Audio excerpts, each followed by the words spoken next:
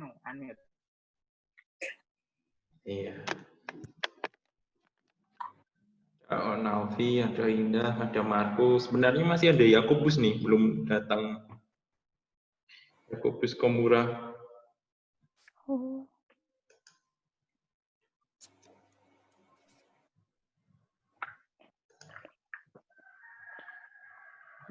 Bentar ya. Buku.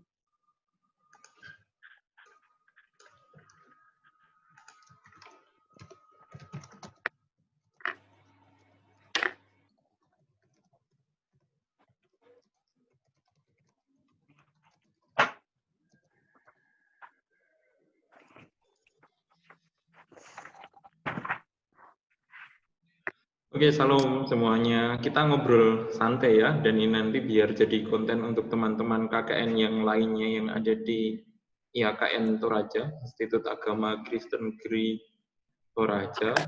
Kita mau dengar-dengar pengalaman dari teman-teman yang sudah KKN mandiri, KKN di rumah sendiri-sendiri ya. Indah sama Markus. Tuh, nanti On Alfi banyaklah tanya-tanya program apa yang bisa dilakukan dan dikerjakan sendiri dengan maksimal seperti itu. Nah, sebelum kita banyak ngobrolin tentang KKNT dan program-programnya, kenalan dulu dong. Siapa dulu nih? Indah lah. Indah.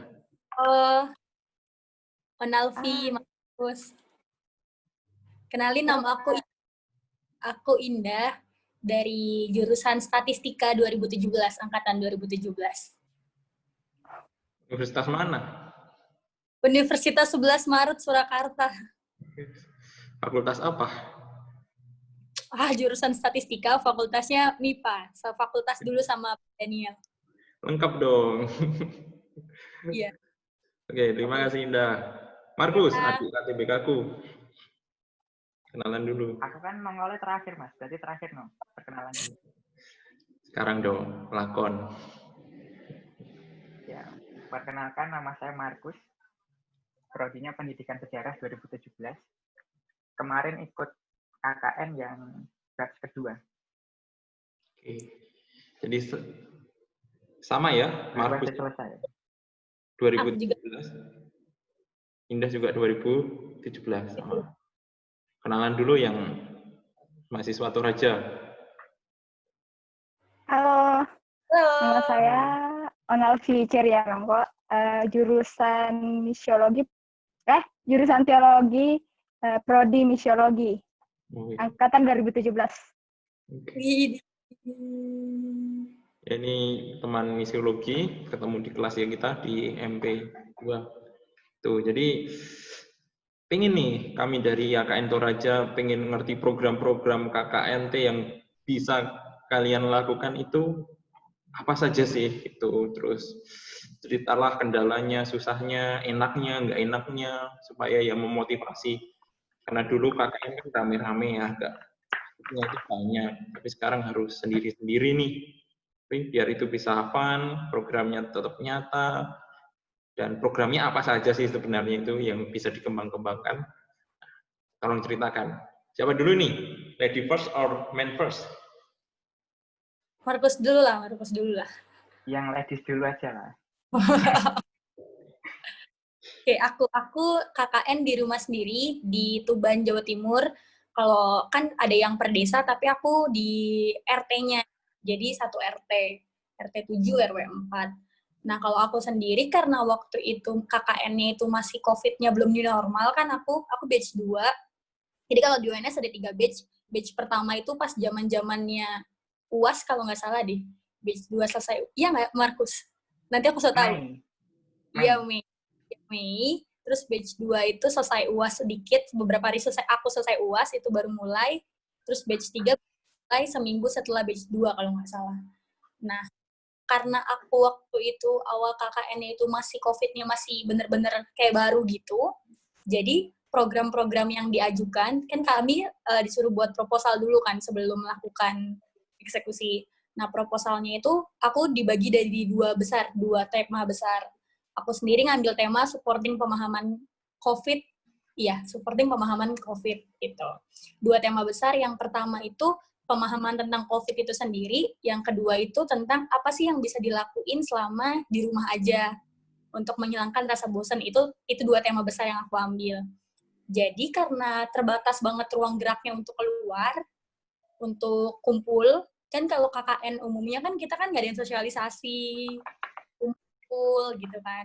Kalau ke internet, gunain internet, dilakuin itu buat grup, isinya orang-orang RT gitu, juga tetangga-tetangga untuk nge-share.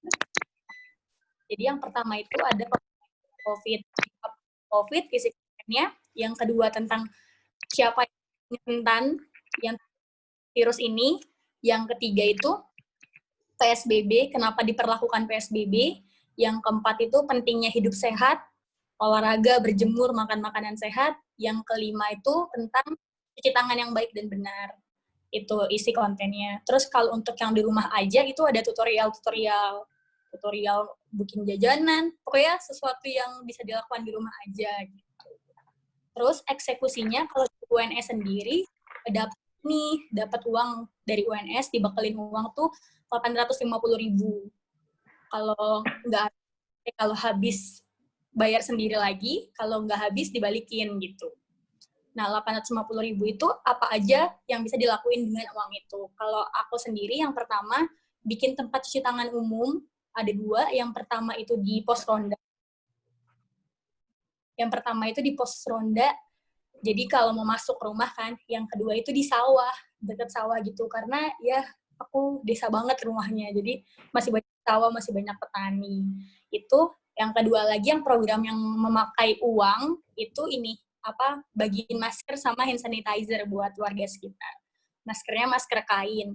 Nah, tujuannya itu yang pertama dibagiin masker kainnya, sama dibuatin video tutorial cara buat masker kainnya.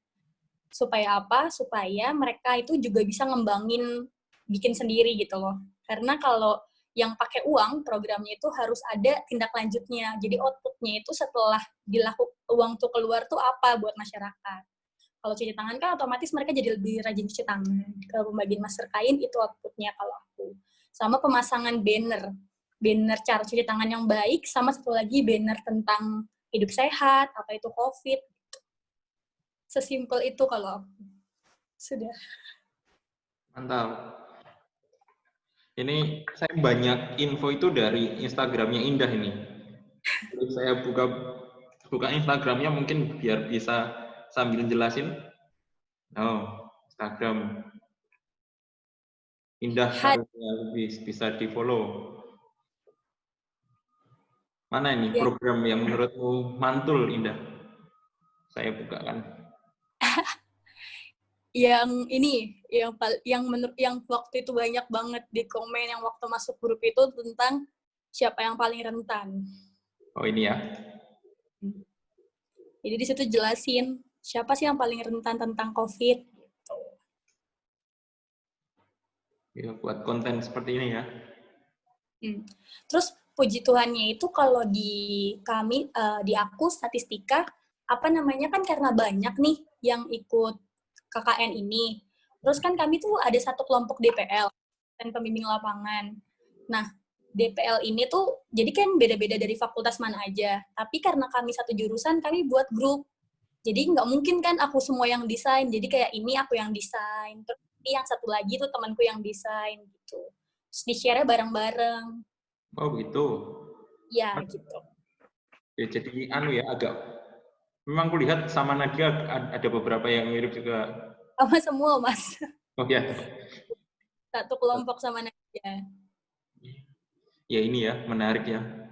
Jadi ya influencer mengenalkan yang benar. Ini menarik bahwa memang ada bukti nyata pengabdian dari teman-teman mahasiswa Universitas 11 Maret. Oke. Itu Indah. Kita coba dengarkan dari Markus dulu. Berapa menit Mas Danian? Ya, terserah. Sejam ya boleh, sampai besok ya boleh. Ya, sebelumnya terima kasih ya Mas Dan sudah diberikan kesempatan untuk berbagi seperti ini. Sekalipun mungkin program saya juga nggak lancar-lancar amat gitu. sebelum ke hal-hal yang teknis, mungkin saya akan berbagi sedikit paradigma dulu ya. Jadi kan kita generasi Z, entah apalah itulah, generasi Z, yang diperhadapkan masalah yang sulit, dan itu menantang kita untuk menjadi orang-orang yang revolusioner. Misalkan dulu kuliah nyaman, di kelas tiba-tiba harus pindah lewat aplikasi-aplikasi seperti itu. Bahkan KKN yang dulu harus terjun ke desa-desa, sekarang harus lewat via ID, YouTube, WA, dan sebagainya, seperti itu. Nah, berbicara tentang KKN ya, kalau di UN sendiri memang nggak ada ini ya, semacam kritik-kritik seperti itu. Tapi kemarin aku dengar di kampus sebelah itu memang ada ya semacam kritik seperti itu. Masa KKN lewat sosmed, gimana mau kenal ke masyarakat seperti itu. Nah, ada hal-hal seperti itu, aku udah ada 3 jawaban sih sebenarnya. Pertama sendiri aku adalah orangnya yang esensialis.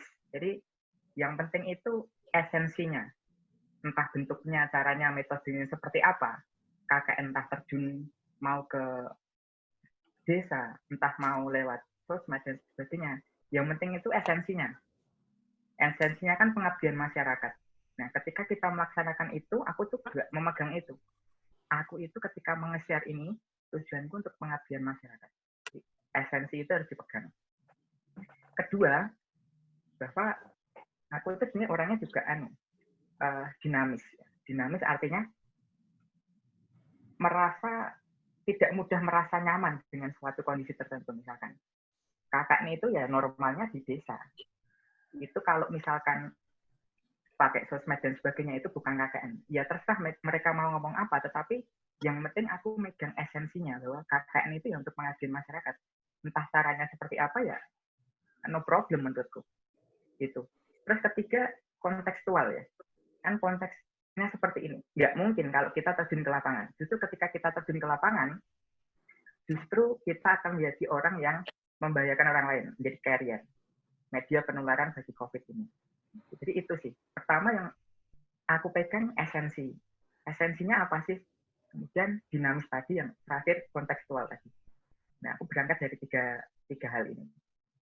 Nah, kalau aku sendiri ngambilnya temanya pendidikan ya. Jadi kalau Mbak Indah tadi apa ya tadi ya? Pemahaman masyarakat, sporting pemahaman. Kalau aku pendidikan, karena prodiku dari pendidikan dan aku ngambil yang sesuai dengan ranahku aja, nggak usah kemana-mana. Gitu. Kalau aku yang paling tak utamakan itu yang bimbingan belajar yang di rumah itu, yang paling utama itu ya. Ada 4 program, itu program yang pertama, jadi seminggu 2 kali itu ada bimbingan. Kedua itu ada pembuatan media pembelajaran ya. Aku sempat membuat podcast, semacam ya podcast media materi ini gitu. Aku tanya-tanya ke orang-orang, kan aku juga pelayanan ke siswa juga kan. Tanya materinya sudah sampai mana? Oh, sampai teori masuknya Hindu Buddha Mas gitu. Oke, aku buat materi itu, terus aku share ke dia, ke orang ini, ke adik-adik ini. Kemudian aku juga bikin video di YouTube ya tentang materi sejarah juga. Karena bidangku ya sejarah. Nanti kalau lari ke hal lain nanti malah katanya matinya kepakaran, mendukung matinya kepakaran. Ya. Kemarin Mas Daniel. Matinya kepakaran ya. Itu di sini aku orang sejarah. Banyak cerita itu. Orang yang nggak tempatnya ngajar di tempat yang lain. Matinya kepakaran. Aku orang sejarah, berarti aku harus konsen di sejarah itu. Dan aku nggak berani untuk yang ke yang bidang kesehatan, nggak terlalu berani ke sana. Itu yang kedua. Ketiga, aku juga bikin ini sih, sama sih, banner, poster, tak pasang. Sebenarnya itu cuma dalam tanda kutip ya, itu cuma pemanis aja. Karena kan uang 850 kan harus habis ya. Tetapi itu juga perlu juga, gitu. Banner sama poster. Sama hadiah untuk anak-anak yang KKN, yang mau ikut bimbingan, itu kasih hadiah. Nah, terakhir itu aku juga bikin ini tempat cuci tangan. Tetapi di tempat bikin tempat cuci tangannya itu melibatkan anak-anak. Jadi aku berusaha untuk tidak lari dari tema besarku. Karena tema besarku pendidikan, maka di situ aku harus melibatkan anak-anak supaya nyambung. Jadi tujuannya ketika aku ngajak anak-anak itu, mereka terlibat, ya, merasa berpartisipasi dalam pencegahan COVID, tetapi juga itu mengajak mereka untuk sama-sama memiliki ember yang sudah dibuat itu. Jadi mereka sama-sama memiliki ember itu. Karena kan itu kan umum. Seperti itu. Nah, tentu ya, mungkin kelemahan kekurangannya ada banyak. Jelas, setiap sesuatu pasti ada kekurangan dan kelemahan. Tapi sebenarnya menurutku lebih banyak yang kesubjektif ya. Misalkan, kalau orang yang dia tinggalnya di desa itu biasanya lebih mudah mengadakan KKN. Karena kan sudah ada ikatan hubungan yang timbal baik yang baik gitu ya. Tapi kalau dia tinggalnya di kota biasanya susah karena belum saling mengenal gitu. Nah kalau tantanganku sendiri itu aku tinggal di perumahan, belum ada 7 tahun dan warganya itu gonta-ganti. Ya. Warganya gonta-ganti. Ya, ada yang baru, kemudian ada yang pindah seperti itu. Beda dengan yang di desa lah gitu. Jadi udah dari kecil itu pemudanya itu udah teman sendiri, teman bermain. Aku nggak seperti itu. Nah, kemudian kalau Mbak Indah tadi kan RT ya, lingkupnya. Kalau aku lebih kecil lagi ya. Lingkupnya perumahan. Di perumahan ini sudah luas, tetapi belum jadi RT sendiri. Masih gabung RT. Tapi sudah banyak penduduknya. Tapi aku juga terlibat di RT-nya sedikit. Gitu. Pas bagi masker sama pas ngasih. Itu seperti itu Mas Jan. Oke, Markus. Jadi ada 2 tema ini. Markus edukasi, Indah tadi sporting apa dah? Pemahaman masyarakat terhadap COVID-19.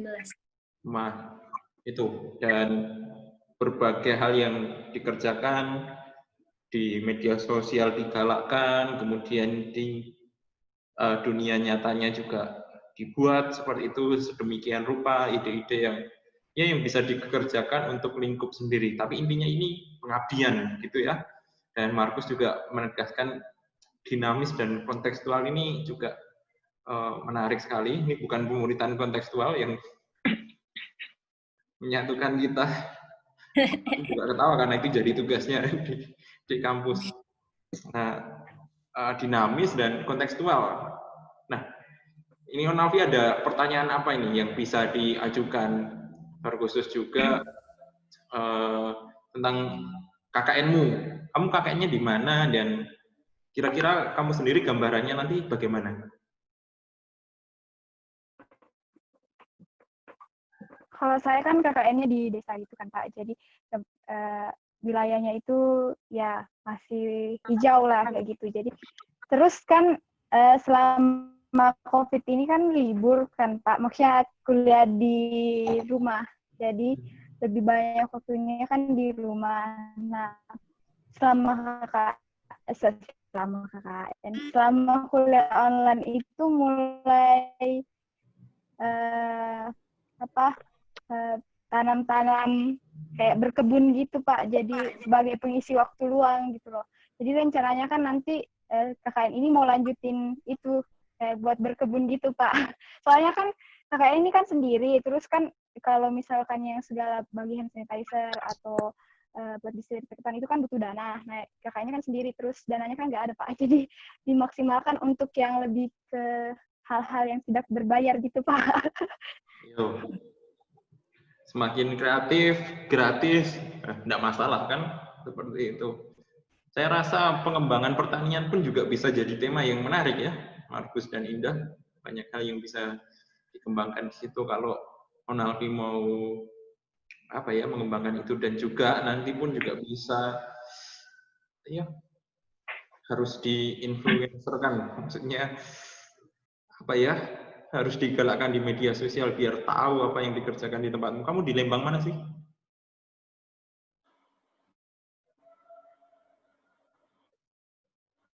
Di Lembang Nanggala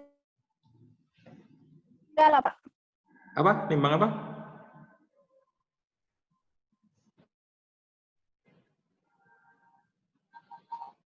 Lembang mana, Monalvi? Lembang Nanggala. Oh, itu apa Toraja Utara ya? Ya, Toraja Utara.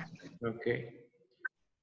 Ya, kalau ada pertanyaan, keep dulu, nanti bisa ditanyakan ke Markus atau ke Indah. Ide-ide apa yang bisa dikasih terobosan-terobosan kembali. Selamat datang Yakobus Komura dan Rizky Tony. Siapa ini Rizky Tony? Tunjukkan pesonamu. Ya, salam kenal ya. Yakobus, kita sudah memulai nih. Tadi Markus dan Indah sudah memaparkan bahwa ya KKN yang mereka kerjakan. Kalau Markus ini ceritanya tentang edukasi, dia memberikan KKN terkait dengan edukasi, bimbingan belajar, dan yang lain sebagainya.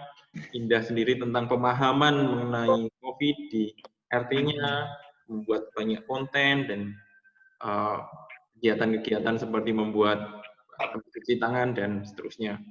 Nah, itu bisa semuanya Anda lihat itu, Markus Trianto di Instagramnya. Markus, apa Instagram? @Markus Trianto. Pakai Ki, Markus Trianto. Sama Indah KL, @Indah KL. Nah, bisa dilihat juga di situ. Yakobus, KKN di mana? Saya KKN di Tampo, Pak. Tampo Mengkendek atau Tampo Makali? Tampo Mengkendek, Pak. Kok bisa? Kamu kan asalnya dari mana sih?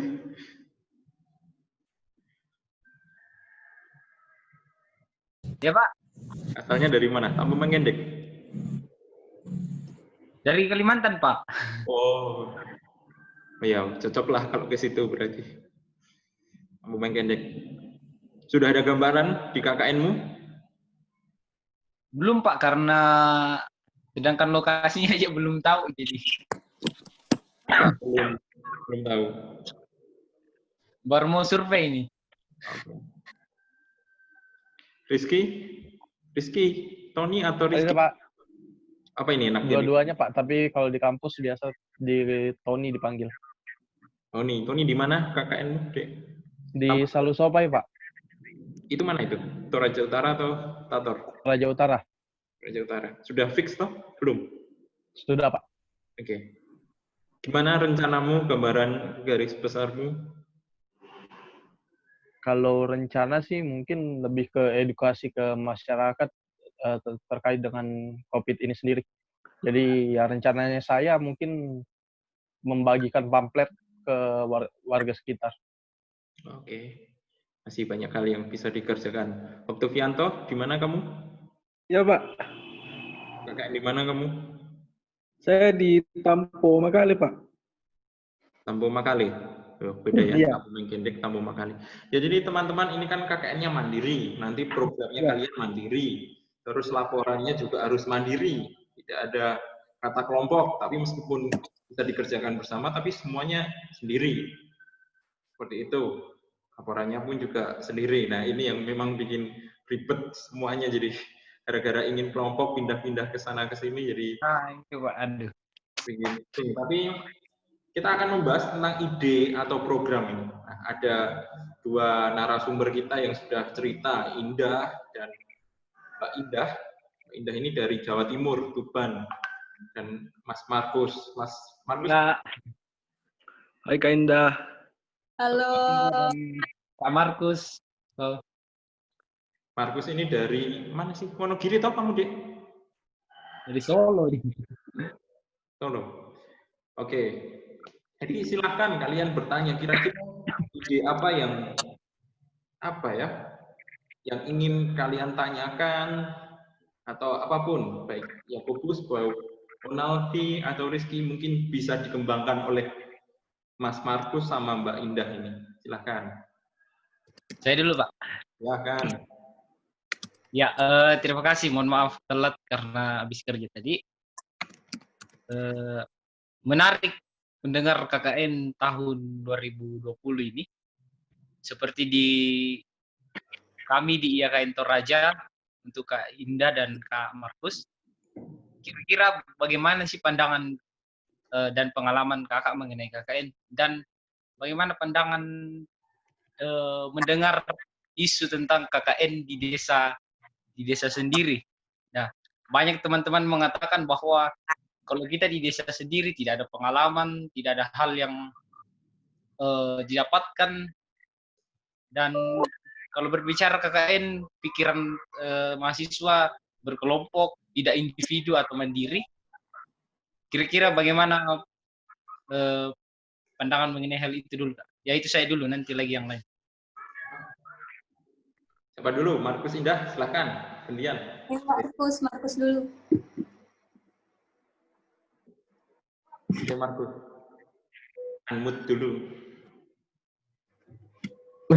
Doblik Solo UNS. Yo, UNS.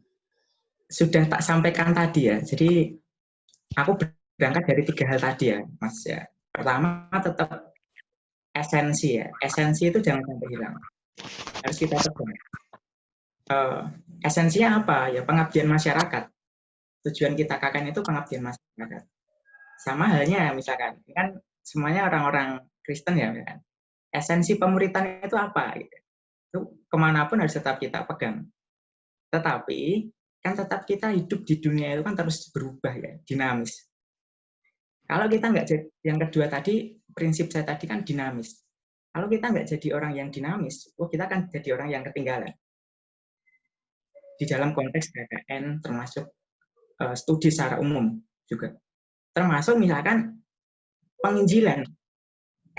Kalau saya bawa konteks ke sini kan, kalau kita nggak jadi orang yang dinamis, kita sulit untuk memenangkan anak-anak yang Z atau di bawah kita, mungkin alpha itu mereka pemikirannya lebih maju daripada kita. Kemudian ketiga, terakhir kontekstual. Kita kan sedang berada di suatu kondisi yang bisa dikatakan berbahaya gitu. Ketika kita keluar, kita pergi, justru kita yang membahayakan orang lain. Bukan kita yang melayani, tapi kemungkinan besar malah kita yang akan dilayani di rumah sakit. Seperti itu. Nah, jadi apa ya? Saya kira dari studi yang awalnya di kelas, kemudian pindah lewat sosmed, lewat Zoom mungkin, lewat Google Meet dan sebagainya, itu kalau saya menyatakan itu sudah langkah apa ya, revolusioner di abad ini, karena saya orang sejarah ya, saya memakai kata revolusioner ini. Karena sebelum itu belum kepikiran yang seperti itu. Ada kepikiran tapi campuran, tapi yang sampai benar-benar online full, nggak ada tatap muka secara langsung, itu belum pernah kepikiran. Nah ini kalau saya juga contoh lain ya, misalkan termasuk gereja. Kalau gereja nggak mau misalkan ibadah online, atau misalkan apa ya, masih ngotot untuk mengadakan kebaktian, ya kan? Justru mereka membahayakan bukan hanya orang-orang di jemaat, tapi juga lingkungan mereka. Jadi mau tidak mau juga harus menyesuaikan tadi kontekstual. Kondisi saat ini seperti ini, ya mau tidak mau kita harus seperti ini. Dan dinamis tadi. Dinamis berarti saya terbuka terhadap berbagai kemungkinan-kemungkinan yang ada. Jadi tidak hanya terpaku kepada satu kondisi saja. Misalkan KKN itu yang normalnya ya. Normalnya itu ya berkelompok. Tapi itu kan dulu. Nanti itu bisa nggak relevan. Sama misalkan. Dulu itu kalau persekutuan itu ya harus ketemu langsung. Beberapa bisa tatap muka secara langsung, bisa online. Termasuk misalkan mungkin PA atau KTBK itu kan bisa pakai online sekarang. Jadi sesuatu yang kita anggap wajar di masa kini, kalau kita terus pertahankan di masa depan itu bisa jadi nggak relevan. Termasuk KKN tadi. Tetapi esensinya tadi itu jangan sampai hilang. Jadi tujuanku aku melakukan itu untuk KKN, untuk pengabdian masyarakat. Jadi esensi itu harus kita pegang. Kalau saya mungkin seperti itu, Mas Dan. Oke, terima kasih Markus, sangat menolong sekali. Bus. Jadi memang ini menarik ya esensinya gitu. Ini kalian itu angkatan loh ya, ini angkatan 2017 semua. Jadi nggak perlu saling malu-malu, saling melengkapi saja, sharing dan ya semuanya mahasiswa. Saya menghadirkan ini supaya ada diskusi yang menarik dari YKN Toraja dan teman-teman dari Universitas 11 Maret. UNS itu singkatannya Universitas 11 Maret ya, bukan Universitas Negeri Solo atau Negeri Surakarta. Itu yang memang bikin susah, Universitas 11 Maret. Udah, mungkin nambahin dulu, udah. Nah, tadi kan pertanyaannya gimana Pak ya tentang pandangannya KKN yang awalnya kelompok juga mandiri gitu kan. Ya pasti pertama kali kayak selama ini KKN-nya harusnya rame-rame sama teman buat kelompok gitu, tiba sendiri.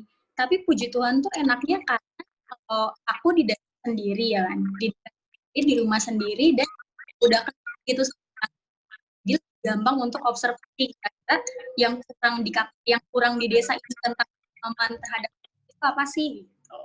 Jadi kayak mudah aja kayak nggak cuci tangan, nggak ada pemahaman tentang COVID.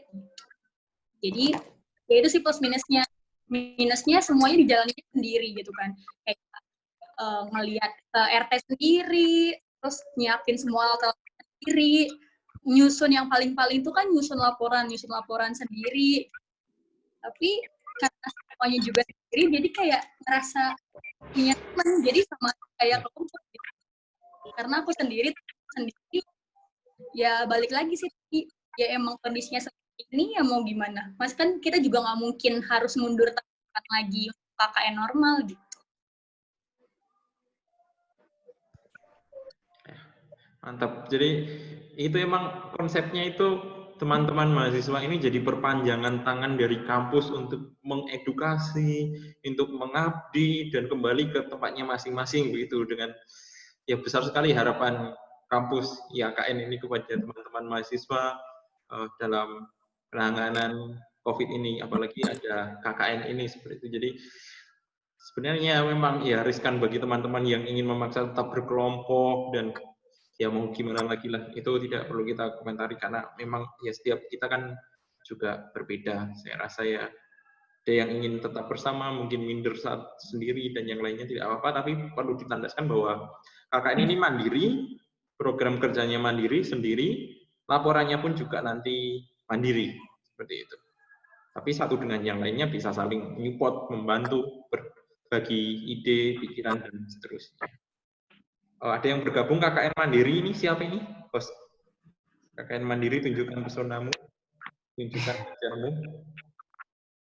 Malu dia tuh, Pak. Siapa ini yang gugus? Kurang tahu juga, Pak. Ya, ada yang tanya lagi, Onavi atau Rizky, tentang ide-ide program-program yang bisa dikembangkan?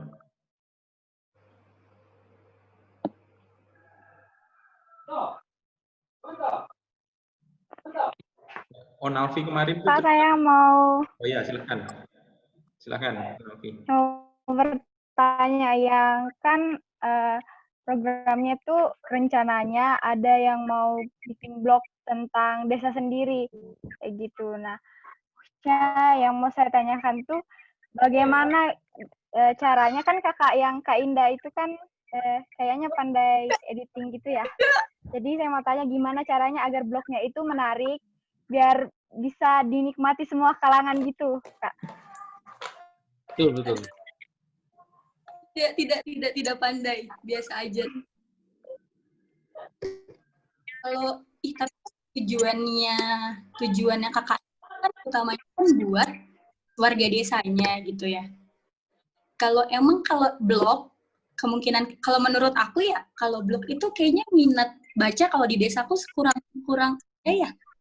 Jadi lebih baik dibuat poster daripada dibuat blog tulisan yang cuma tulisan panjang.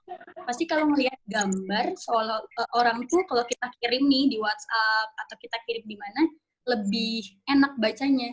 Bukan orang di desa aja, tapi kita sendiri sebagai siswa kan baca sesuatu yang panjang itu lebih kurang menarik gitu kalau daripada yang cuma belakang dijadiin seperti poster. Kalau aku pribadi kurang setuju kalau untuk blog, definisi blog yang panjang gitu. Tapi kalau yang kayak poster-poster yang kecil-kecil gitu loh, kayak yang bisa di swipe gitu, kayaknya menurutku lebih menarik.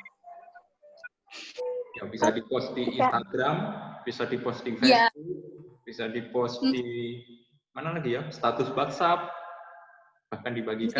Bisa diposting. Dan iya memang benar. Ini memang kasus serius ini di akademi kita semua, bahwa kita itu krisis baca. Jadi lebih suka gambar. Itu. Jadi memang perlu banyak belajar mendesain ini. Kalau Indah sendiri desainnya gimana? Kalau aku desainnya pakai Canva. Ya. Canva itu udah gampang banget digunakan di handphone. Oke, saya coba kenalkan ke teman-teman mahasiswa IAKN Toraja, atau mungkin sudah ada yang kenal? Yakobus, Rizky, Ronalvi tentang Canva? Belum Pak. Selama ini saya pakai PicsArt sama apa? Photoshop Express. Iya. Oh gitu. Kalau Markus sendiri pakai apa kalau desain? Canva dong. Canva juga ya? Jadi terkenal kan? Boleh mungkin diperkenalkan Canva-nya. Mudah sekali ya. Nih saya kenalkan ya. Itu aplikasi bisa di HP, bisa juga web. Tapi login dulu pakai email. Ada yang berbayar, ada free-nya. Ada juga membuat GIF sederhana juga bisa ya sepertinya ya. Saya memang tidak terlalu mendalami, tapi kalau saya ngedit pun juga pakai Canva. Nah ini Canva itu seperti ini. Nah, misalnya kita mau buat poster ya, seperti kata Mbak Indah tadi.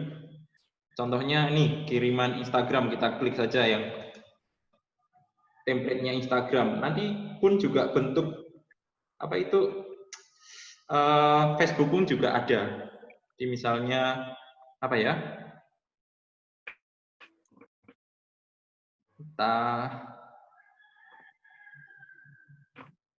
Nah, ini ya. Ini sangat mudah sekali ngeditnya, cuman tinggal ganti-ganti saja.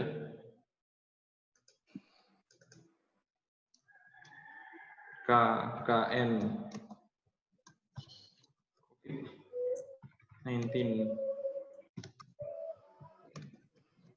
Toraja. KKN COVID.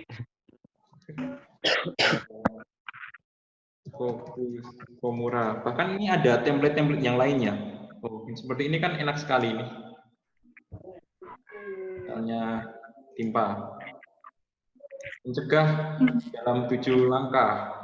Terus kita tinggal nambah-nambahin di sini kata-katanya. Pakai ini. Ini sangat mudah sekali.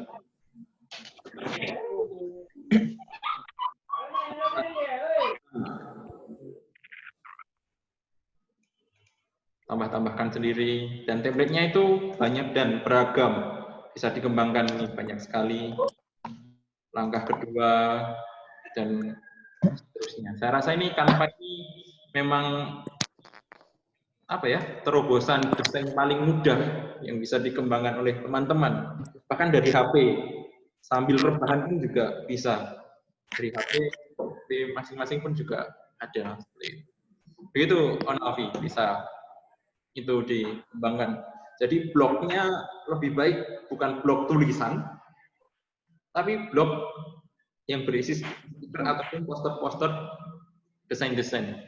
Saya rasa itu lebih mudah dan lebih eye-catching. Itu ya,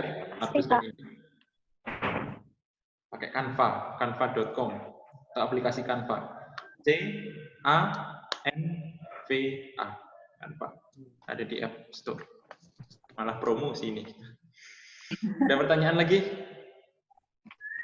Yakobus, Onalvi, KKN Mandiri, tunjukkan personamu.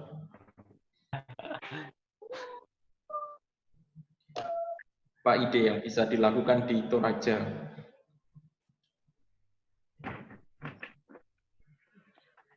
Saya ingin tanyalah ke Markus dan ke Indah ya. Ini sebenarnya jadi keresahan saya ketika saya supervisi PPL. Nah, di Toraja itu, di beberapa daerah itu, di SD, itu yang agak masuk-masuk itu tidak belajar di rumah, tapi memang diliburkan. Karena memang keterbatasan keterbatasan sekolah dalam melakukan pembelajaran daring. Mau online, sinyalnya pun juga susah. Mau pelajaran daring, orang tuanya pun juga kadang sibuk berladang seperti itu.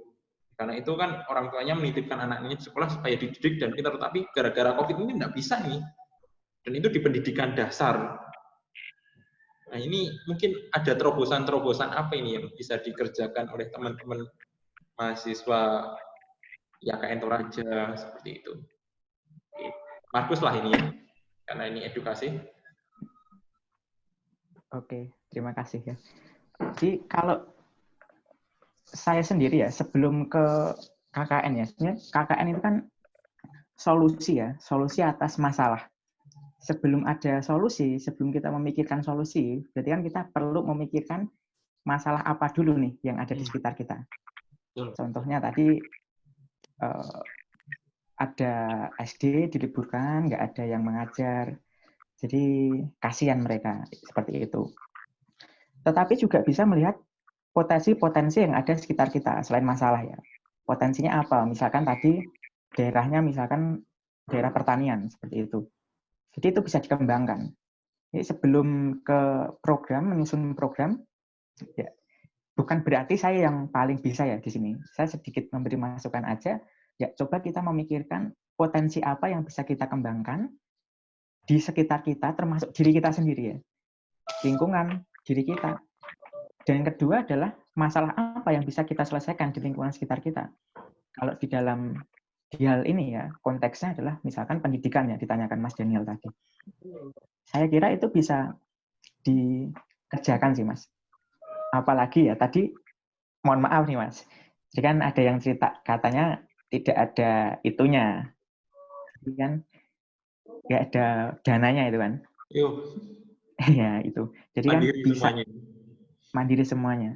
Daripada nanti mungkin mengeluarkan biaya yang besar seperti itu ya, saya kira bisa kok yang anak-anak SD tadi itu diajar. Tetapi tetap pertama harus tetap memperhatikan protokol kesehatan, jaga jarak, masker, kemudian juga di situ nanti juga disertai edukasi terkait COVID, itu yang pertama. Kedua juga komunikasi dengan kepala daerah setempat lah. Nah, di Toraja mungkin ada RT RW seperti itu ya saya kira. Itu karena kan mereka juga pemimpin kita kan, kita berada di bawah mereka. Ketiga tentu saja berkomunikasi dengan pihak orang tua. Kalau saya dulu bahkan izinnya ke orang tua juga, nawarinya ke orang tua ya. 3 hal ini sih yang perlu dipertimbangkan saya kira. Itu bisa dijadikan sebagai proyek di situ karena kan itu masalah yang harus diatasi. Tetapi biasanya kan kendalanya setiap tempat itu kan beda. Nah, di tempat saya itu kan sinyalnya bagus, sudah bisa dapat akses pendidikan di TVRI. Nah, dari situ sudah puas. Jadi, kenapa harus bimbingan belajar lagi? Kan sudah ada TVRI. Guruku juga sudah ngasih tugas seperti itu. Tantangannya beda-beda. Jadi malah berkebalikan dengan kondisi di Toraja ya di sini. Itu. Indah mau nambahin, Pak? Enggak setuju sih, maksudnya malah lebih bagus dong ada ininya, ada masalahnya gitu loh. Bukan kita nyari masalah lagi, tapi udah ada masalahnya, nah kita tuh nyelesain aja. Bener banget, nggak mungkin orang tua nolak gitu loh kalau emang anaknya ini nggak dikasih pelajaran dari sekolah, nggak mungkin orang tuanya nolak kita untuk saat kita ngajar. Kita punya nama baiknya itu mahasiswa gitu loh. Pasti kan lebih dipandang kalau dalam jenjang pendidikan sama orang tua. Bisa ditahu. Itu. Mantap, terima kasih. Siapanya ada pertanyaan lagi? Ada yang bergabung nih, 1EK81. Bisa dibuka videonya. Siapakah? Berikan pesonamu. Malu-malu semua ya. Inginnya mendengar. Oke. Ada pertanyaan lagi, Yakobus? Nalvi? Tentang KKN mandiri yang ada di Jawa ini. Ya enggak Jawa sih. Di Solo sama di Tuban ya. Apa saja terobosan-terobosan yang bisa dilakukan yang kita bisa lakukan di sini. Selain tadi. Saya mau bertanya, Pak. Oke, silakan, Nalvi. Buat Kak Markus itu kan jurusan pendidikan ya, terus tadi juga bilang masalah yang anak-anak yang pendidikan masalah COVID ini yang kurang mendapatkan perhatian. Nah, yang saya mau tanyakan itu kira-kira misalkan ketika kita terjun ke dalam masyarakat untuk mengajar anak-anak ini, apa metode yang baik untuk digunakan supaya anak-anak itu kayak tertarik untuk ikut belajar? Apakah sama seperti metode yang digunakan saat di sekolah atau bisa dengan metode-metode yang lain? Pasti. Terima kasih pertanyaannya. Kembali lagi ya. Silakan dijawab. Oke, saya jawab ya, Mas. Yoi. Saya kira berbeda ya antara di sana dengan yang di sini ya. Saya tidak tahu kondisinya di sana seperti apa, anak-anaknya seperti apa, saya juga kurang tahu. Tetapi untuk metode cara ini tentu saja berbeda antara satu wilayah atau satu tempat dengan tempat yang lain. Itu sama, nggak bisa disamaratakan. Karena punya keunikannya masing-masing ya anak-anak ini di setiap tempat. Kalau saya itu pertama ya, lingkungan perumahan itu sempit. Saya tinggalnya di perumahan itu sempit, dan rumahnya pun sempit. Ya, jadi saya tidak bisa mengajak banyak orang, ya maksimal 8 lah gitu. Tapi itu pun berangkatnya juga dari satu anak. Satu anak ini ngajak anak-anak yang lain. Biasanya kan anak-anak kan gitu. Kalau diajak itu, nggak mungkin anak itu datang sendiri. Pasti anak itu ngajak yang lain juga. Gerombolan seperti itu. Nah, kalau saya ngajaknya seperti itu. Meminta orang yang sudah ikut bimbingan ini ngajak yang lain juga. Tapi nggak tahu kalau di Toraja seperti apa kondisinya. Terus untuk metode pengajarannya, kalau saya sendiri ya, susah juga sih. Satu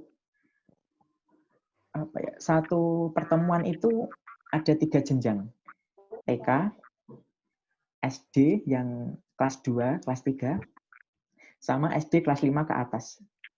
Jadi mau tidak mau di dalam satu pertemuan ini saya harus melayani mereka semua. Ya, solusinya gimana?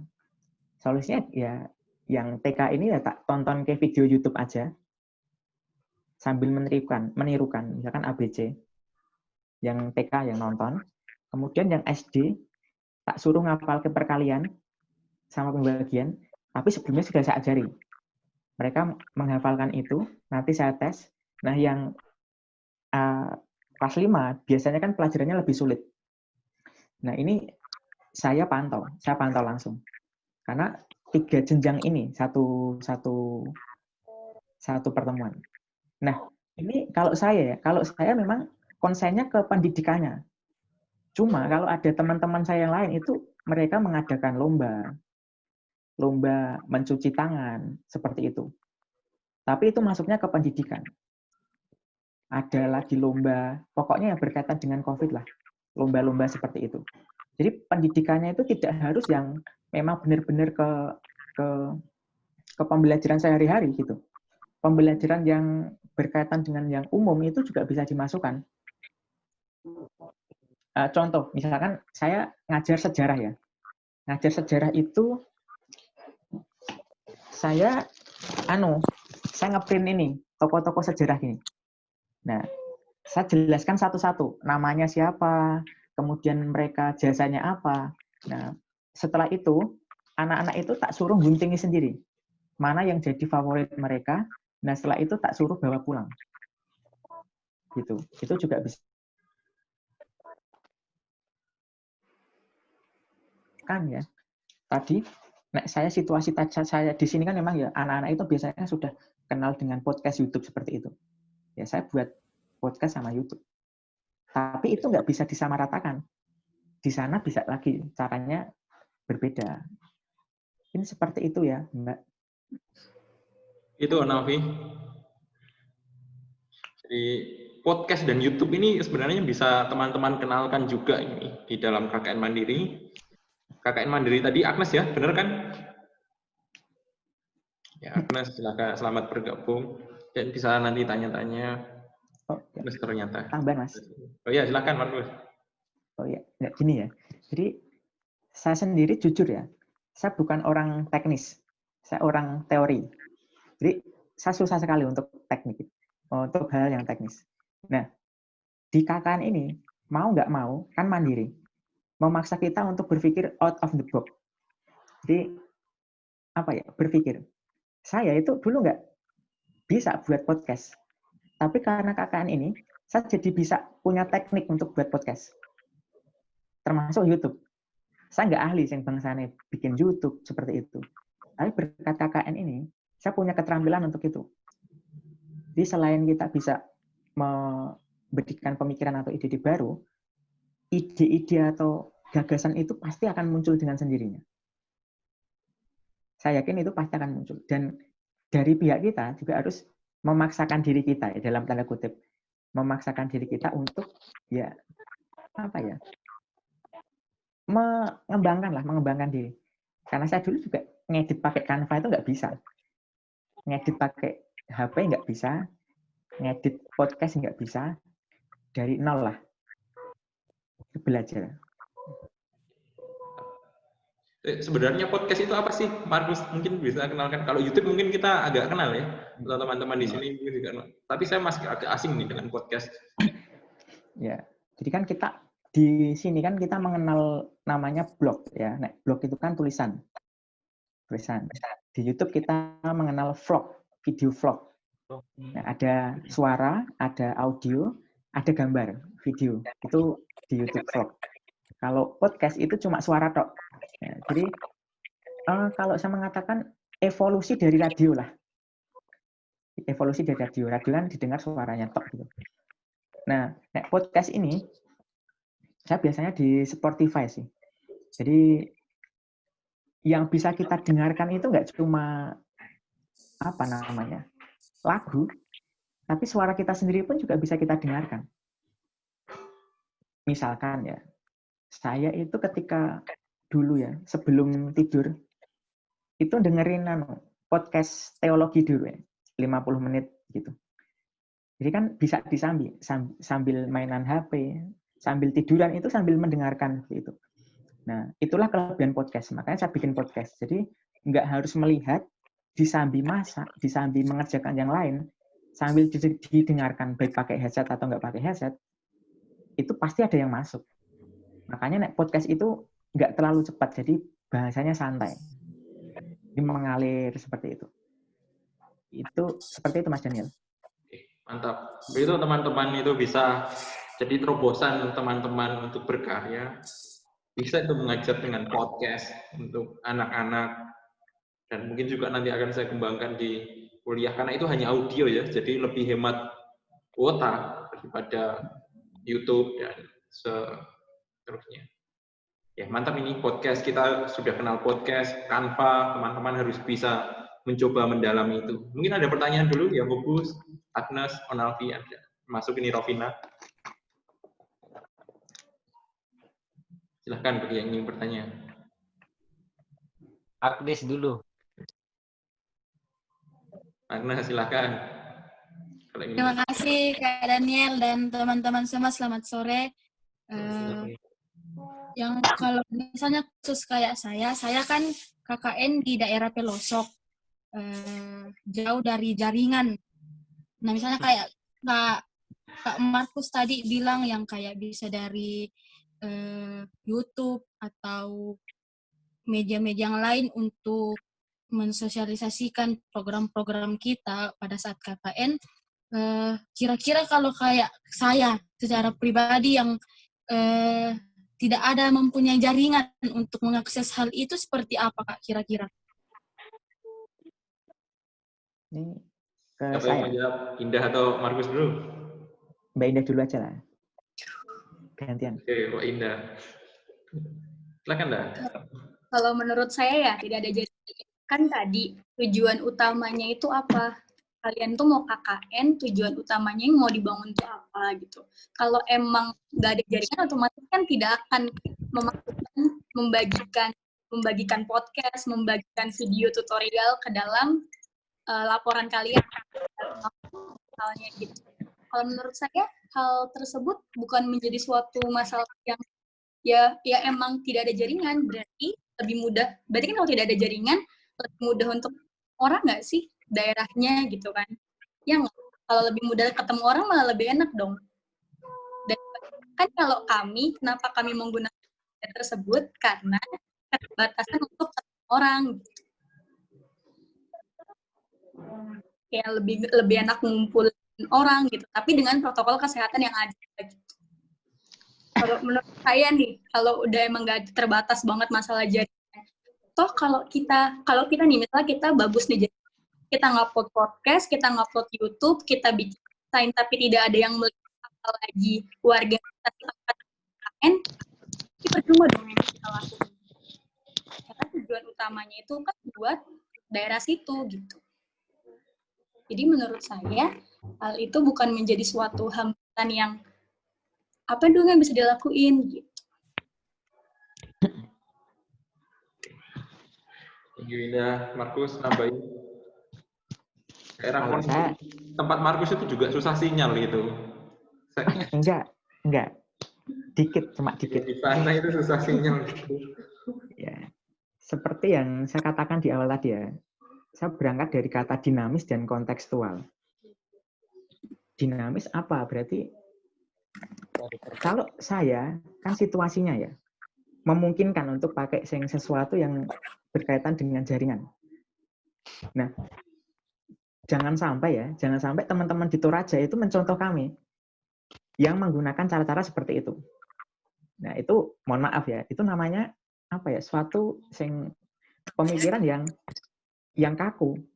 Sebaliknya, saya juga nggak bisa mencontoh teman-teman Toraja memakai cara-cara yang diterapkan di sana. Itu juga pemikiran yang kaku. Makanya tadi harus dinamis, terbuka terhadap segala keadaan, segala ide yang kemungkinan itu bisa muncul. Nah, kalau di sini memungkinkan, di sana nggak memungkinkan, berarti di sana jangan meniru di sini. Harus ada alternatif sendiri. Masalahnya jaringan. Kalau masalahnya jaringan, berarti bukan berarti nggak bisa dilakukan, bisa. Cuma caranya saja yang berbeda. Tetapi esensinya harus tetap kita pegang. Apa? KKN, pengabdian masyarakat. Berarti menurut saya yang paling memungkinkan adalah door to door. Pintu ke pintu. Jadi kita ngeprint satu materi tentang bahaya COVID-19 atau apa itu COVID-19. Kita setiap hari keliling. Gitu. COVID-19 itu ini. Karena kan kalau misalkan mau ditempel kan nggak memungkinkan kan. Soalnya kan mohon maaf tadi misalkan pakai biaya sendiri kan itu kan terlalu besar juga pengeluarannya. Kalau kita door to door dari pintu ke pintu, kan kertas yang kita pakai kemarin itu kan bisa kita pakai yang untuk hari yang selanjutnya gitu. Nah, itu kan bisa hemat. Tetapi tetap harus pakai protokol kesehatan. Jadi edukasi tentang bahaya COVID itu bisa dilakukan secara door to door. Gitu. Nah, termasuk juga yang pendidikan tadi juga. Pendidikan di masa COVID. Kalau misalkan mau mengumpulkan anak yang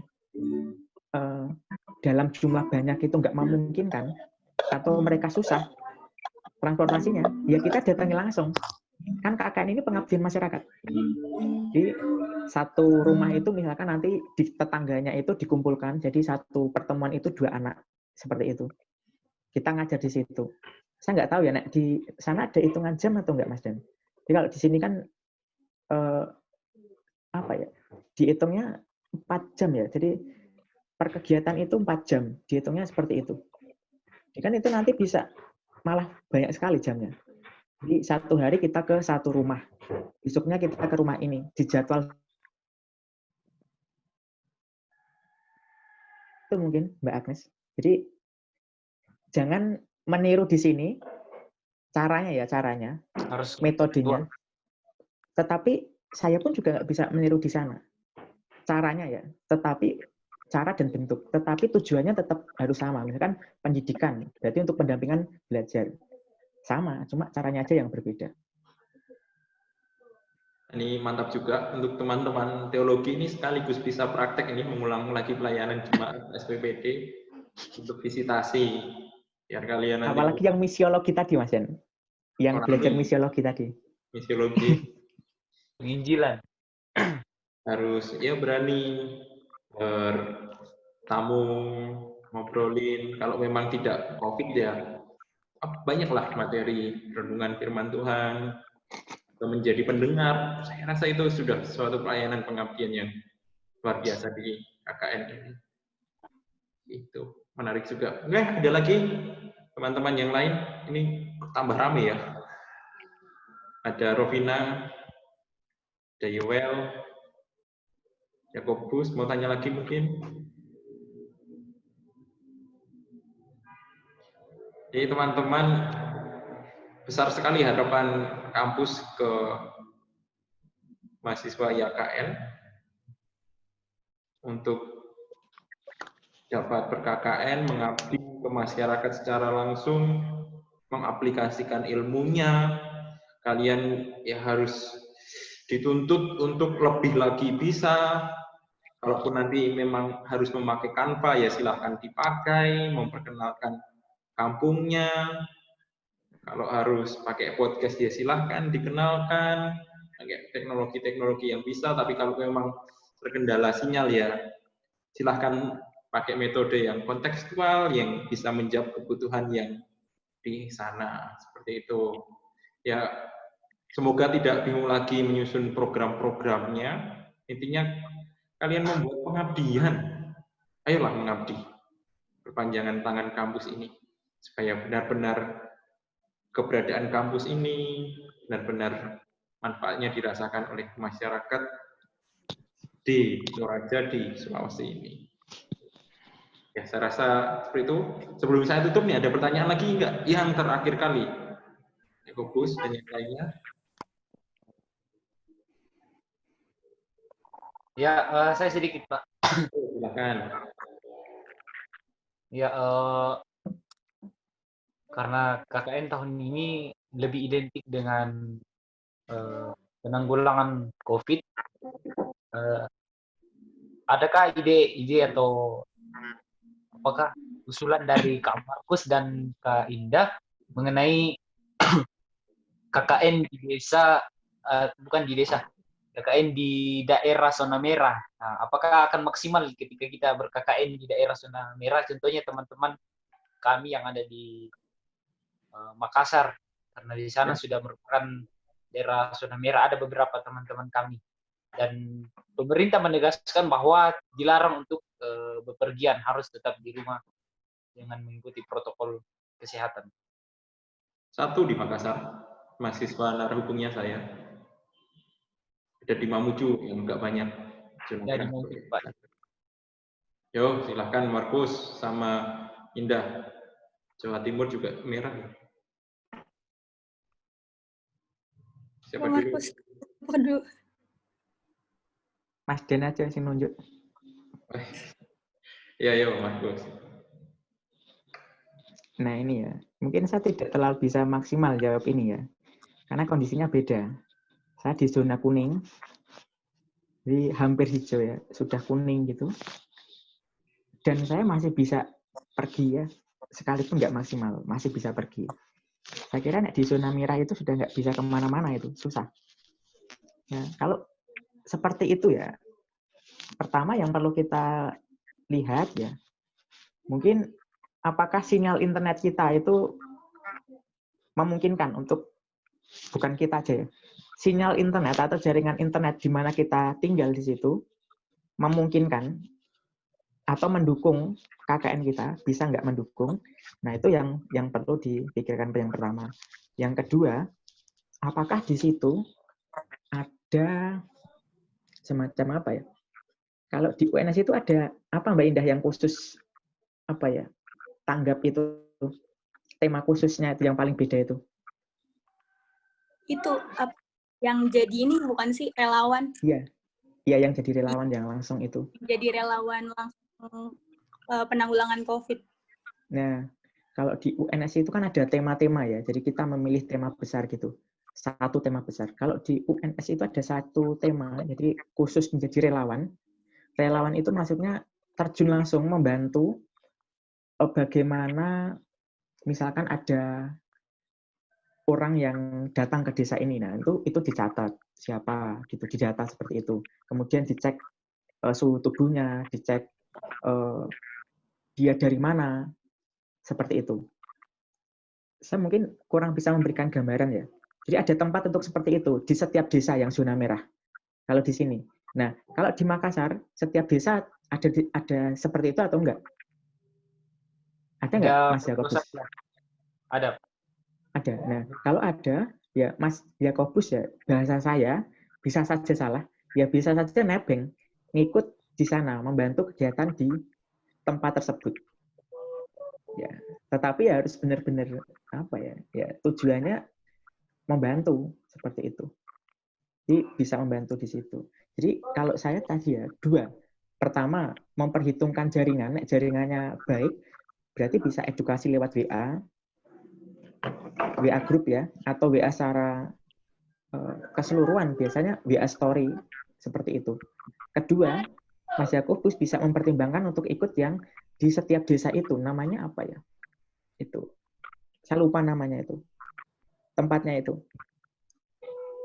Nek, ada orang mudik itu namanya apa, Mas? Yang tenda-tenda itu loh.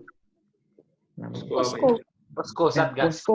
Nah, Posko Satgas. Nah, Mas Yakobus bisa bergabung di Satgas di situ. Bisa cari informasi, syaratnya apa aja, kemudian nanti berkomunikasi dengan pihak kampus, bagaimana disetujui atau enggak. Nah, nanti bisa bergabung di Satgas itu, di Posko. Nah, teman saya ada dari Jawa Timur ya, zona merah. Dia KKN-nya yang lain itu siang, KKN-nya dia malam. Karena jaganya pas malam. Itu. Mungkin dari saya seperti itu, Mas. Ada dua pilihan atau alternatif tadi. Jaringan dan kemarin juga jadi Satgas ya, pas di Jalan Pak Lopo ini. Rame-rame bantu-bantu. Biasanya ada ini, Mas, apa namanya, programnya pemerintah, ada lagi programnya emang orang ngadain program gitu. Terus kita bisa daftar UNS, diizinin untuk kita bisa daftar jadi relawan di situ. Nanti kayak nulis diary gitu loh. Kayak nulis logbooknya tuh kayak nulis diary hari ini kita tuh disuruh apa sama yang itu. Kan COVID itu kan buka ini relawan bantu COVID yang di zona-zona. Nah, berarti itu yang di merah ya, zona merah ya, Anda ya? Iya. Begitu, Yakobus. Ada salah satu solusi. Memang belum, ini saya rasa juga belum ada di teman-teman panitia, tapi mungkin juga bisa diusulkan. Kalau di zona merah. Kan Toraja ini kuning ya. Saya rasa merah mana ya?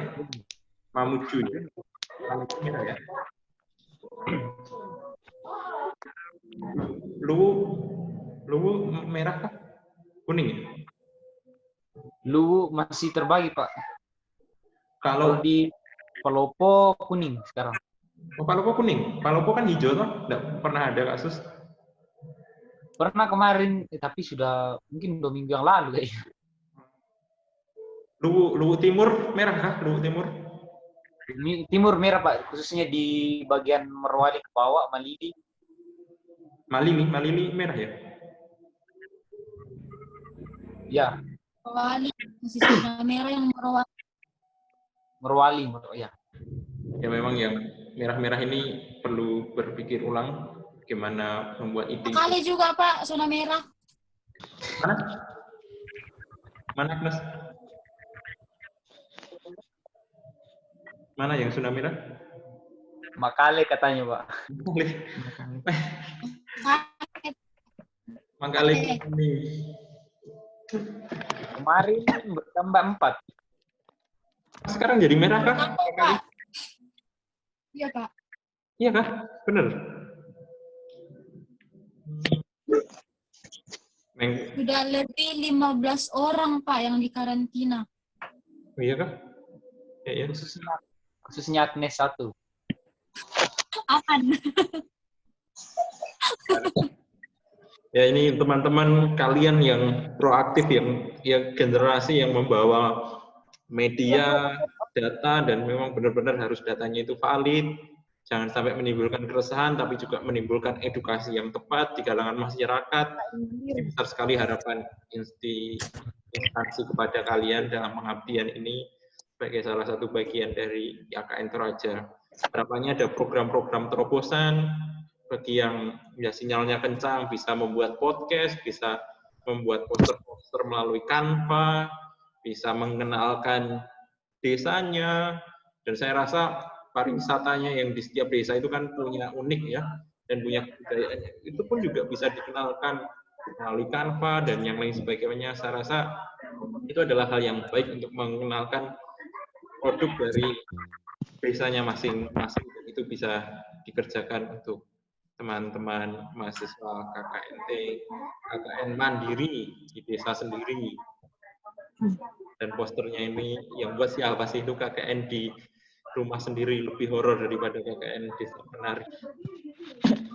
Memenya KKN Toraja ini mantul-mantul teman-teman mahasiswa. Yakobus Pak, Yakobus yang buat. Ya, Yakobus lah, aduh, Yakobus. Kenapa saya? Ya, begitu teman-teman. Saya rasa ini cukup supaya ini nanti saya unggah di YouTube, bisa disaksikan dan bisa dibagi. Kiranya sharing dari rekan kita mahasiswa dari Solo Universitas 11 Maret ini bisa ya memberikan gambaran untuk memperluas cakrawala kita dan ya bisa KKNT dengan maksimal. Itu. Ada closing statement dulu dari Markus dan Indah, narasumber loh ini.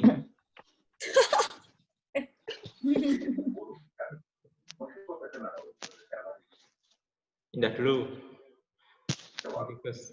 Closing statement-nya, aku mau ngasih tahu sebelumnya. Kalau kalian mungkin itu di Instagram ada akun KKN dari anak Universitas. Dia itu bagiin ini tentang pemahaman KKN dan boleh jadi relawan. Jadi kalian cuma tinggal screenshot, bagiin apa yang mereka bagiin. Bisa kalau emang nggak bisa edit atau terbatas. Closing statement dari aku, jalanin aja, ngeluh, aduh, kita kelompok itu cuma mandiri gitu. Jangan, karena makin ngeluh makin inget aja tujuan apa, tujuannya baik buat teman-teman. Ya teman-teman semuanya.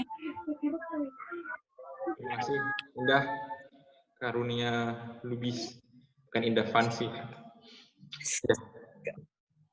Ya, terima kasih. Markus, silahkan. Kalau saya ini Mas, tetap esensi. Pertama esensi tadi, kedua dinamis ya. Jadi jangan kaku. Wah di sana seperti ini, berarti aku harus seperti sana gitu. Enggak, kita punya keunikan sendiri-sendiri. Ketiga itu kontekstual itu. Terus closing statement saya adalah yang membuat kegiatan ini menjadi KKN itu diri kita sendiri, bukan namanya. Ya. Jadi namanya KKN, tetapi yang bisa menjadikan KKN ini ya benar-benar KKN ya diri kita sendiri. Karena belum tentu kok yang bareng-bareng itu juga KKN. Ya, mantap ya. Belum tentu yang bareng-bareng itu KKN. Jadi KKN ini memang ya teman-teman benar-benar ini jadi ujung tombak kami pengabdian institusi. Besar harapan sekali bahwa kecendekiawan kalian benar-benar dirasakan di masyarakat sekitar. Terima kasih untuk Markus dan Indah untuk waktunya. Jadi kali ini pembahasan kita tentang ide-ide dan program